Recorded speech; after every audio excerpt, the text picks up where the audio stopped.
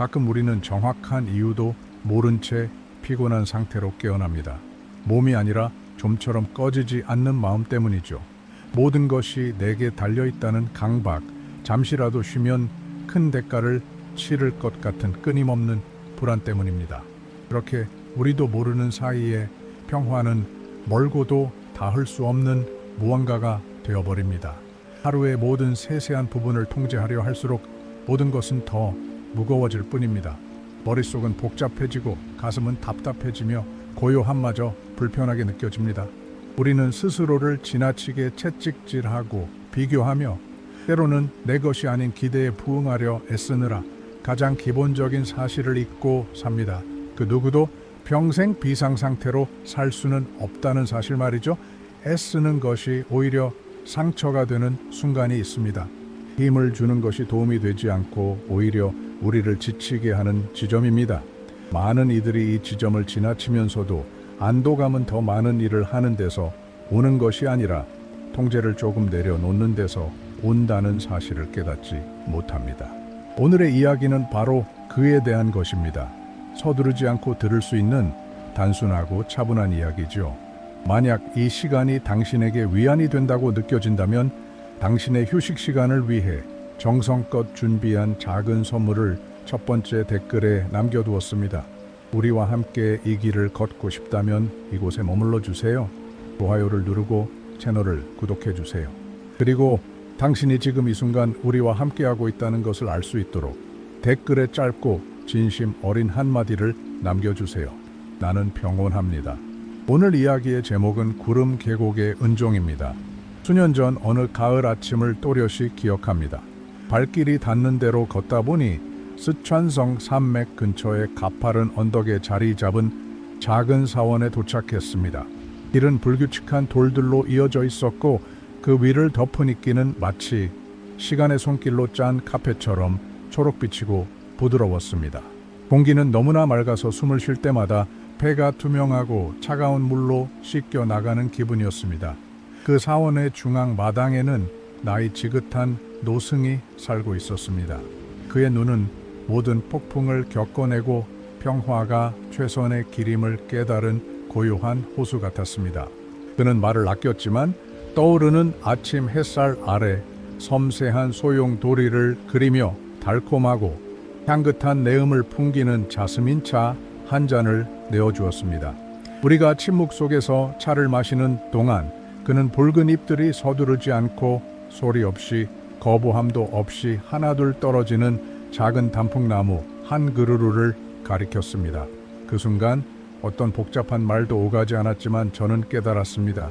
진정한 동행은 인간의 목소리가 아니라 우리가 마침내 입을 다물었을 때 세상이 하는 말에 귀를 기울이며 고요함 속에 머무는 능력에서 온다는 것을요. 이 기억은 고지라는 남자의 이야기를 떠올리게 합니다.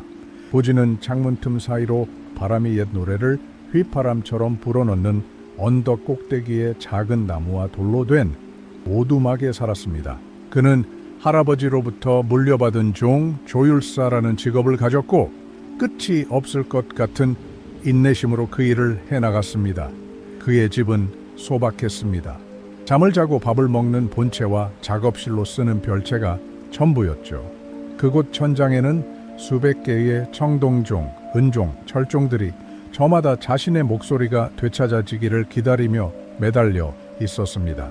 고지의 일과는 태양이 지평선 위로 황금빛 얼굴을 드러내기 훨씬 전부터 시작되었습니다.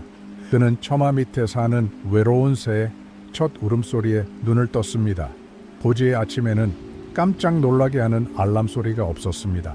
그는 그저 눈을 뜨고 몸을 덮은 두꺼운 양모 담요에 안락한 무게감, 새벽의 추위로부터 자신을 지켜준 거칠고 따뜻한 천의 감촉을 느꼈습니다. 그는 몇 분 동안 그대로 누워 자신의 호흡 리듬을 느꼈습니다. 바람 없는 날 호수의 잔잔한 물결처럼 가슴이 평온하게 오르내리는 것을 지켜보았습니다. 집 안에는 그를 재촉하는 사람도 아침 인사를 기다리는 사람도 자신의 감정을 설명해야 할 사람도 없었습니다. 그런 요구가 없는 부재 속에서 고지는 어떤 가면도 노력도 없이 오롯이 자기 자신일 수 있는 광활한 공간을 발견했습니다. 자리에서 일어나면 맨발이 짙은 색 나무 바닥에 닿았습니다. 매끄럽고 차가운 표면과의 접촉은 물리적인 세상으로 깨어나는 감각을 일깨웠습니다. 고지는 천천히 작은 부엌으로 걸어갔습니다. 불을 지피는 행위는 매일의 의식이었습니다. 그는 돌난로 앞에 무릎을 굽히고 전날 모아둔 마른 장아지들을 집어 마치 아주 작은 집의 기초를 쌓듯 정성스럽게 배열했습니다. 성냥 하나로 불을 붙였습니다. 나무가 타닥타닥 타는 소리, 공기를 채우기 시작하는 매캐한 냄새, 그리고 인곳에서 뿜어져 나오는 부드러운 온기가 그의 첫 번째 친구였습니다. 그는 불 위에 무소의 주전자를 올렸습니다. 물이 데워지는 동안 고지는 주전자 주둥이에서 피어오르는 증기, 즉 공중에서 춤추는 하얗고 떨리는 구름을 관찰했습니다. 식탁에서의 대화가 그립지 않았습니다. 물 끓는 소리면 충분했습니다. 그것은 정직하고 예측 가능하며 포근한 소리였습니다. 그는 세월의 흉터를 기념하는 오래된 기법인 금으로 갈라진 틈을 매운 도자기 찻주전자에 찻잎을 넣고 차를 준비했습니다. 뜨거운 물을 붓고 기다렸습니다. 차가 적당히 우러나기를 기다리는 인내심은 그가 삶을 대하는 인내심과 같았습니다. 그는 어디에도 서둘러 가려 하지 않았습니다. 현재라는 순간만이 진정으로 거주할 수 있는 유일한 장소임을 알고 있었기 때문입니다. 첫 모금을 마실 때 그는 온기가 목을 타고 넘어가 가슴으로 퍼지며 내장을 따뜻하게 하고 기운을 부드럽게 깨우는 것을 느꼈습니다. 고지는 창밖을 내다보며 아래쪽 계곡의 안개가 걷히는 것을 보았습니다. 많은 이들이 텅 빈 집의 정적을 두려워하며 벽 속에 슬픈 고독이 깃들어 있다고 생각합니다. 하지만 고지에게 그 집은 텅 빈 것이 아니었습니다. 그곳은 빛으로, 태양과 함께 움직이는 그림자들로, 무겁지 않은 기억들로, 그리고 무엇보다 누구도 기쁘게 할 필요가 없는 자유로 가득 차 있었습니다. 그는 자신의 시간을 채우기 위해 사람이 필요하지 않게 되자 비로소 사물들을 위한 시간이 생겼다는 것을 깨달았습니다. 아침 식사 후 그는 작업실로 향했습니다. 나무문은 마치 인사라도 하듯 익숙한 소리를 내며 삐걱거렸습니다. 그곳의 공기는 달랐습니다. 오래된 금속 냄새, 보호용 기름 냄새, 그리고 기와 사이로 스며드는 햇살 속에 반짝이는 고운 먼지 냄새가 났습니다. 고지는 수십 년간의 사용으로 닳아버린 나무 의자에 앉아 몇 주 전 어느 여행자가 맡기고 간 작은 은종을 집어들었습니다. 종은 함구하고 있었고 진동이 흐르는 것을 방해하는 작은 균열이 있었습니다. 고지는 손가락 끝으로 종을 쥐고 금속의 차가움을 느꼈습니다. 그는 종의 형태와 세월이 거의 지워버린 꽃문의 문양을 하나하나 살피며 주의 깊게 관찰했습니다. 일하는 동안 그는 외로움을 느끼지 않았습니다. 오히려 수백 년 전 이 물건을 만든 장인과 깊은 연결감을 느꼈습니다. 그는 사물을 돌보는 손길의 계보에 속해 있었고 그것은 그에게 고요하고 단단한 목적의식을 주었습니다. 수리 과정은 느렸습니다. 그는 작은 도구들, 끝이 부드러운 망치, 섬세한 줄, 천연마제를 사용했습니다. 금속을 두드리는 매 순간 절대적인 의식을 집중했습니다. 그는 종이 내려고 하는 소리를 듣기 위해 눈을 감았습니다. 처음에는 건조하고 깨진 소리가 났습니다. 그러면 고지는 열을 가하고 청동의 긴장감을 조절하며 시간과 고독만이 허락하는 정밀함으로 가장자리를 다듬었습니다. 종의 영혼을 듣는 법을 배우려면 먼저 인간적인 걱정의 소음을 잠재우는 법부터 배워야 하기 때문입니다. 고지는 시간 가는 줄 몰랐습니다. 시간은 이겨내야 할 적이 아니라 자신을 부드럽게 실어 나르는 강물이었기에 시계를 보지 않았습니다. 때때로 그는 나무 작업대 위를 걸어가는 개미 한 마리를 관찰하기 위해 멈춰 섰습니다. 그는 그 작은 생명체의 결연함에 감탄하며 시선으로 그 경로를 따라갔습니다. 그 순간 개미는 왕좌에 앉은 왕만큼이나 중요했습니다. 고지는 타인의 끊임없는 인정을 구하기를 멈출 때 비로소 작은 것들에서 숭고함을 보기 시작한다는 것을 깨달았습니다. 삶은 더 이상 중요한 사건을 쫓는 추구가 아니라 신성한 순간들의 연속이 되었습니다. 전고가 되면 고지는 부엌으로 돌아왔습니다. 그는 직접 텃밭에서 기른 채소로 만든 국과 흰 쌀밥, 그리고 약간의 무절임으로 소박한 식사를 준비했습니다. 채소를 씻는 행위는 명상이었습니다. 손등을 타고 흐르는 물, 아직 뿌리에 붙어 있는 흙의 신선함, 그리고 채소의 살아있는 흙내음을 느꼈습니다. 그는 아주 잘 갈린 칼로 채소를 썰며 나무 도마 위에서 리듬감 있는 소리를 냈습니다. 톡톡톡. 흐트러짐 없는 집중력의 결과로 모든 조각이 일정했습니다. 밥을 먹을 때 그는 천천히 씹으며 쌀알 하나하나의 맛을 음미하고 식재료 본연의 단맛을 느꼈습니다. 라디오도 신문도 주의를 분산시킬 그 어떤 것도 없었습니다. 그는 그저 먹었습니다. 그리고 오직 먹는 것에 집중함으로써 우리가 진정으로 그 순간에 존재한다면 단순한 음식 한 그릇도 성찬이 될 수 있다는 것을 발견했습니다. 고지에게 고독은 누군가와 함께 있는 것의 반대말이 아니라 자기 자신으로 온전히 존재하는 것이었습니다. 그는 날씨나 세상의 문제들에 대한 시시한 대화가 그립지 않았습니다. 감각을 통해 삶과 나누는 대화가 훨씬 더 풍요로웠기 때문입니다.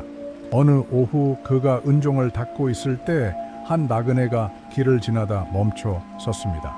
남자는 커다란 배낭의 무게에 어깨가 굽어 있었고 찾지 못한 무언가를 쫓는 듯 불안한 눈빛을 하고 있어 몹시 지쳐 보였습니다. 여행자는 작업실 문 앞에 멈춰 서서 물을 좀 청했습니다. 고지는 특유의 차분함으로 일어나 우물에서 갓길어 올린 신선한 물 한 바가지를 건넸습니다. 남자는 탐욕스럽게 물을 마신 뒤 주변을 둘러보았습니다. 고립된 집과 그 주위를 감싸는 정적을 보며 고지에게 물었습니다. 어르신, 이렇게 모든 것과 모든 사람으로부터 멀리 떨어져 사는데 외롭지 않으십니까? 이 정적을 어떻게 견디시나요? 저는 대화할 사람이나 주위를 돌릴 무언가가 없으면 미쳐버릴 것 같습니다. 고지는 입술은 거의 움직이지 않았지만 눈가는 환해지는 미소를 지었습니다. 그는 방금 수리를 마친 은종을 들고 부드러운 움직임으로 종추를 울렸습니다. 울려 퍼진 소리는 순수하고 맑은 음이었으며 공기의 모든 원자 속에서 진동하는 듯 했습니다. 그 소리는 갑자기 끊어지지 않고 점점 가늘어지다가 마침내 정적 속으로 완전히 녹아들었습니다. 그러고 나서 고지는 바람에 흔들리는 마른 입소리처럼 나직한 목소리로 대답했습니다. 젊은이, 정적은 빈 공간이 아니라네. 모든 것이 시작되는 곳이지. 사람들 속에 둘러싸여 있을 때는 그들이 들려주고 싶어 하는 말을 듣게 되지만 혼자 있을 때는 삶이 우리에게 하려는 말을 듣기 시작한다네. 나는 정적을 견디는 게 아니라네. 그곳에 기대어 쉬는 것이지. 정적은 나의 가장 좋은 친구라네. 내가 지금 이 순간에 나 이외에 다른 무엇이 되라고 절대 요구하지 않으니까 말이야. 여행자는 늙은 조율사의 말을 곱씹으며 오랫동안 침묵했습니다. 그는 계곡을 매달린 종들을 그리고 고지의 굳은 살 박인 손을 바라보았습니다. 어쩌면 아주 오랜만에 그는 어디론가 달려갈 필요가 없다는 것을 느꼈을지도 모릅니다. 그는 물에 대해 감사를 표하고 길을 떠났지만 이제 그의 발걸음은 이전보다 가볍고 덜 급해 보였습니다. 고지는 다시 일로 돌아갔습니다. 그는 자신의 사명이 단순히 종을 고치는 것뿐만 아니라 점점 더 소란스러워지는 세상 속에서 소리의 명징함을 지켜내는 것이라고 느꼈습니다. 오후가 저물어가자 빛은 오렌지 빛의 부드러운 톤으로 변하며 작업실 벽을 꿀색으로 물들였습니다. 고지가 가장 좋아하는 시간이었습니다. 그는 도구들을 하나씩 챙겨 면 헝겊으로 깨끗이 닦은 뒤 정확한 제자리에 두었습니다. 자신의 도구들을 돌보는 일에는 커다란 품위가 깃들어 있었습니다. 그것은 소박하게 살 수 있게 해주는 노동에 대한 감사의 표현이었습니다. 그는 작업실을 나와 작은 정원으로 갔습니다. 그곳에는 몇 송이의 야생화와 차나무, 그리고 그를 먹여 살리는 텃밭이 있었습니다. 그는 아연 양동이를 들고 우물에서 물을 길어 올렸습니다. 우물 아래로 양동이가 내려가는 소리, 물에 닿는 둔탁한 소리, 그리고 무게를 끌어올리는 팔의 가벼운 긴장은 그가 몸으로 기억하는 동작들이었습니다. 식물에 물을 주는 것은 대지에 대한 애정 표현이었습니다. 그는 마른 땅이 마치 목이 마른 듯 물을 들이켜는 모습을 지켜보았습니다. 잎사귀들은 물방울 아래서 반짝였고 젖은 흙냄새가 올라오며 갱신의 향기를 풍겼습니다. 이런 순간들의 고지는 시간의 흐름을 되새겼습니다.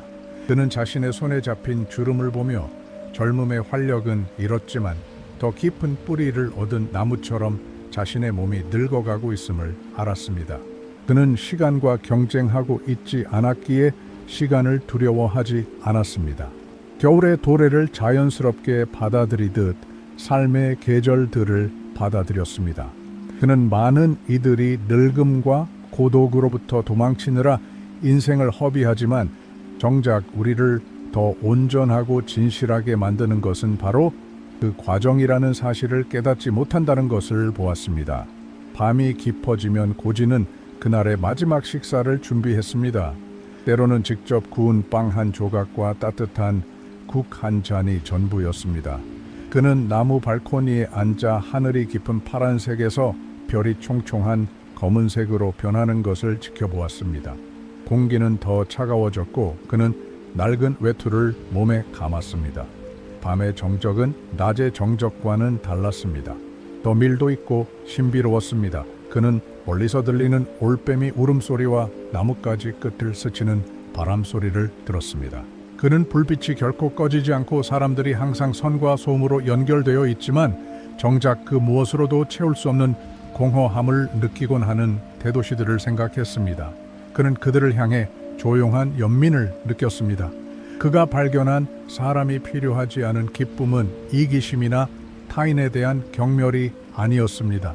그것은 사실 우리의 행복이 다른 사람의 손에 맡겨질 수 없다는 발견이었습니다. 혼자서도 행복할 수 있을 때 세상과의 관계는 훨씬 더 맑아집니다. 부족한 것을 채우기 위해 타인을 찾는 것이 아니라 이미 내 안에 풍요롭게 가진 것을 나누기 위해 타인을 찾게 되기 때문입니다.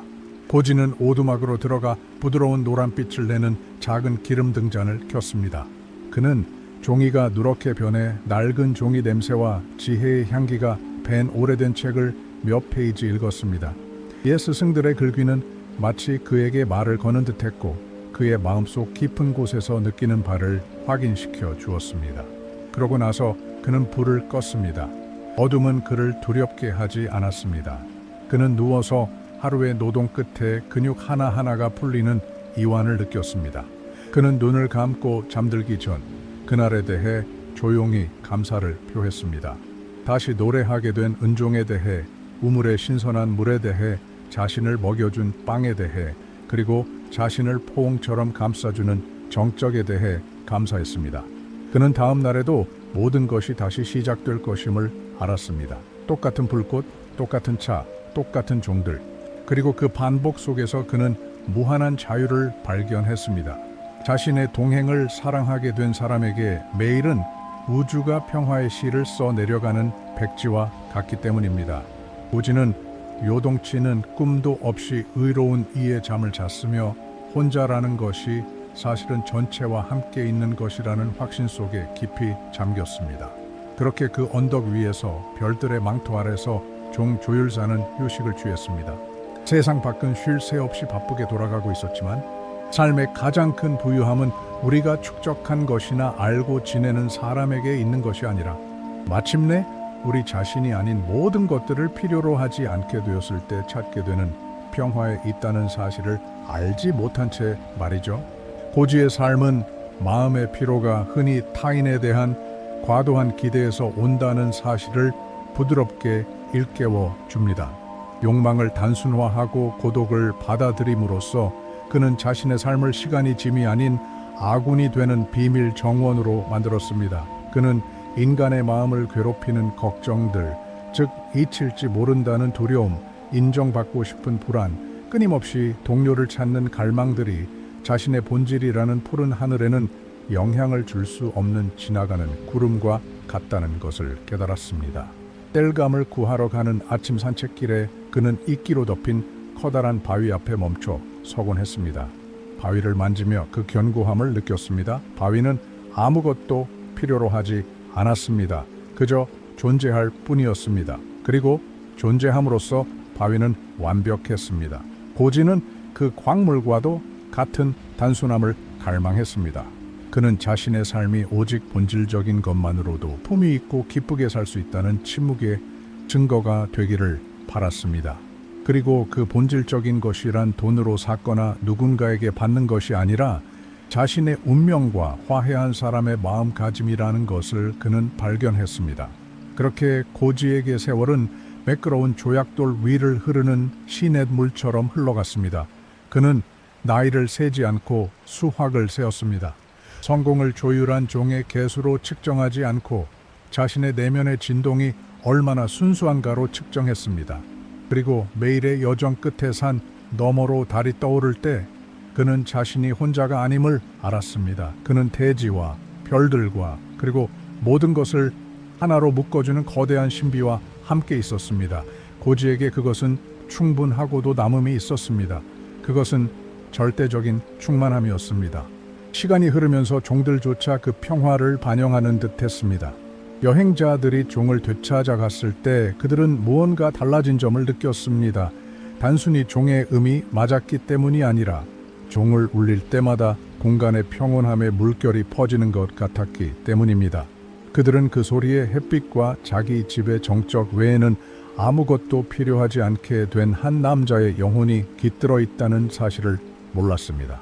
종조율사 고지는 한 번의 두드림, 한 번의 호흡마다 오직 자신만이 거주하며 평화가 지고의 법인 왕국의 주인으로서 자신의 일을 계속해 나갔습니다.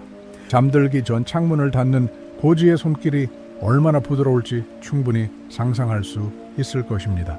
나무가 맞물리는 소리, 밤의 마지막 정적, 세상과 자기 자신에게 빚진 것이 없는 이의 평온함, 이것이 바로 동양이 우리에게 가르쳐주는 진정한 부유함입니다. 행복은 추구하는 것이 아니라 휴식하는 상태라는 것, 그리고 때때로 자신을 찾는 가장 좋은 방법은 타인을 찾는 것을 멈추고 우리 각자의 내면에서 낮게 울리는 종소리에 귀를 기울이기 시작하는 것이라는 사실 말입니다. 이제 조금 더 가벼운 마음으로 나아가세요. 누구에게도 의지하지 않고 스스로 온전함을 느끼는 데에는 고요한 기쁨이 있습니다. 당신이 타인의 인정을 구하기를 멈출 때 삶은 더 단순해지고 더 정직해지며 온전히 당신의 것이 됩니다. 모든 멀어짐이 상실은 아닙니다. 때로는 그것이 자유입니다. 단지 혼자가 되지 않기 위해 고통스러운 곳에 머무는 것이 평화롭게 떠나는 것보다 더 큰 대가를 치르게 된다는 사실을 이해하는 것입니다. 당신은 당신의 가치를 증명하기 위해 관객이 필요하지 않습니다. 자신의 동행을 즐기는 법을 배우는 것은 모든 것을 바꿉니다. 정적은 더 이상 두렵지 않고 우리를 돌보기 시작합니다. 그곳에서 우리는 혼자 잘 지내는 것이 가장 큰 힘 중 하나라는 사실을 발견하게 됩니다. 만약 이 이야기가 당신에게 그런 마음을 가져다 주었다면 댓글에 나는 평온합니다 라고 적어주세요. 이 메시지가 타인이 필요 없는 기쁨을 배우고 있는 또 다른 누군가에게 닿는데 도움이 될 것입니다. 그리고 첫 번째 댓글에 고정해 둔 선물도 잊지 마세요.